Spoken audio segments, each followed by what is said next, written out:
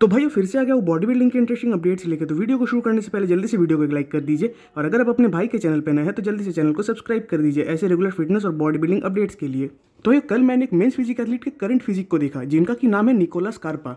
अब जितना मैं जानता हूँ कि शायद इन्होंने अपने करियर की शुरुआत की थी मेंस फिजिक डिवीजन से, और उसके बाद इन्होंने अपने डिवीजन को स्विच भी किया था, वो भी क्लासिक फिजिक डिवीजन में। एंड शायद 1-1.5 साल पहले ये क्लासिक फिजिक डिवीजन में भी कम्पीट किया करते थे।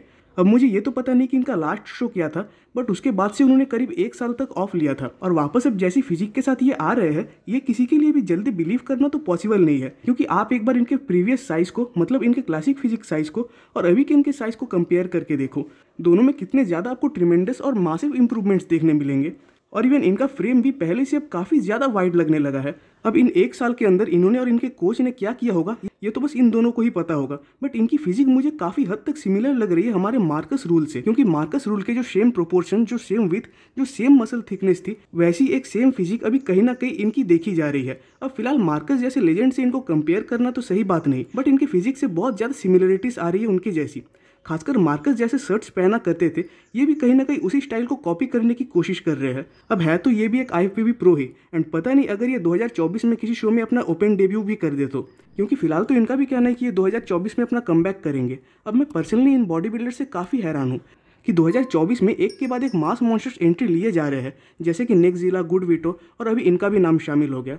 और अब ये भी अंदाज़ा नहीं कि इस लिस्ट में और कितने नए मास मॉन्स्टर इस साल जुड़ने वाले हैं। बट एक बात तो है कि कहीं ना कहीं मास मॉन्स्टर की वजह से ही ओपन डिवीजन की बॉडी बिल्डिंग देखने में मज़ा आता है। बाकी पर्सनली मैं निकोलस कार्पा को कम्पीट करते हुए देखने के लिए बहुत ज़्यादा बेताब हूँ।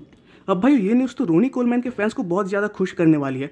हालांकि आप में से बहुत लोग ऑलरेडी इस न्यूज़ को जानते ही होंगे कि हमारे 8 times mister Olympia Ronnie Coleman आ रहे हैं इंडिया मीट एंड ग्रीट के लिए, जहाँ की 28 नवंबर से लेके 9 दिसंबर तक वो इंडिया में रहने वाले हैं। जहाँ की 28 नवंबर को वो रहेंगे गोवा में, और 2 दिसंबर को वो रहेंगे पुणे में। एंड बुकिंग या टिकट शायद ऑनलाइन मिल रही है। बाकी मुझे तो वो लोग काफ़ी ज़्यादा लकी लगते हैं जो रोनी कोलमैन से पर्सनली मीट कर पाएंगे, क्योंकि आप मीट भी कर रहे हो तो all time best body builder से, जिनके ना ही 8 टाइम मिस्टर ओलंपिया रिकॉर्ड को कोई ब्रेक कर पाया है, और ना ही उनके फिजिक को कोई आज तक चुनौती दे पाया है। अब फिजिक मतलब उनका जो पीक टाइम था उस समय का, तो ऐसे एक पर्सन से मीट एंड ग्रीट करना भी बहुत बड़ी चीज़ है। बाकी फिलहाल मुझे पता नहीं कि रोनी के साथ और भी कोई बॉडी बिल्डर्स आने वाले हैं या नहीं। अब भाई अगले अपडेट की ओर बढ़ने से पहले आप सबसे मेरा एक रिक्वेस्ट है कि अगर आप सबको मेरा ये रेगुलर कंटेंट अच्छा लगता है तो आपके भाई को सपोर्ट करने के लिए प्लीज़ इस चैनल को एक सब्सक्राइब कर दीजिएगा। अब भाई इस साल रोमानिया प्रो में 6th आने के बाद एंड्रे प्रेस्टी की तरफ से उनका फिजिक अपडेट आया हुआ है। वैसे इस शो में इनके आने का या कम्पीट करने का रीज़न तो मुझे ठीक से समझ नहीं आया था, क्योंकि अगर इनको क्वालिफिकेशन लेना ही है तो ये बात तो वो पहले से ही जानते थे कि सैमसन इस शो में कम्पीट करेंगे और वही इस शो को जीतेंगे। तो स्टिल इसके बावजूद इन्होंने इस शो में कम्पीट किया। हालांकि उनको अपने फिजिक को इंप्रूव करने के ऊपर ज़्यादा ध्यान देना चाहिए अभी, क्योंकि अभी के भी अगर इनके फिजिक अपडेट को देखने जाए तो इनका जो अपर फिजिक है वो काफ़ी ज़्यादा वाइड और मासिव दिखेगा आपको। इवन शो में भी ऐसा ही था। बट प्रॉब्लम तो है उनके लोअर फिजिक के साथ कि उनका लोअर फिजिक उनके अपर फिजिक के मुकाबले कंपैरेटिवली वीक है। खासकर साइज की मेजर कमी है उनके क्वाड्स में, और अगर वो रोमानिया प्रो में 6th आए भी है तो वो बस अपने अपर फिजिक के लिए ही होगा।